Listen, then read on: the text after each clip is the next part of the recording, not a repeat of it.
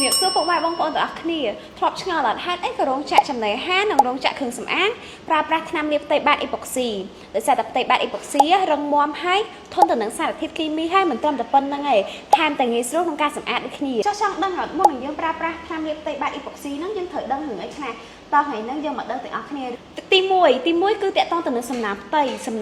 ពិតជាសំខាន់ខ្លាំងមែនទែនដោយសារបើសិនជាផ្ទៃយើងមានសំណើមហើយយើងប្រើប្រាស់ថ្នាំលាបផ្ទៃបាតអ៊ីប៉ុកស៊ីអាចធ្វើឲ្យផ្ទៃរបស់យើងនឹងថ្នាំរបស់យើងអាចរបកឡើងឬក៏ផ្ទុះឡើងអញ្ចឹងសំណើមក្រោម4ទៅ 5% គឺយើងអាចប្រើប្រាស់ថ្នាំលាបអ៊ីប៉ុកស៊ីបានហើយទី2នោះគឺការសម្អាតផ្ទៃដោយសារជាទូទៅផ្ទៃរបស់យើងច្បាស់ជាមានស្នាមប្រហោងនិងប្រេះហើយអញ្ចឹងបើចង់បានផ្ទៃមួយដែលស្អាតល្អយើងត្រូវជួសជុលផ្ទៃជាមុនសិនមុននឹងលាបថ្នាំទី3នោះគឺជារឿងដែលមិនអាចខ្វះបាននោះគឺការប្រើប្រាស់ថ្នាំទំនាប់ដោយសារតែថ្នាំទំនាប់ពិតជាសំខាន់ខ្លាំងមែនទែនថ្នាំទំនាប់មានមុខងារក្នុងការឲ្យផ្ទៃរបស់យើងនឹងស្អិតជាប់បានល្អជាមួយនឹងថ្នាំហើយពេលដែលប្រើប្រាស់ថ្នាំលាបផ្ទៃបាតអ៊ីប៉ុកស៊ីហើយគឺស្អាតបែបនេះ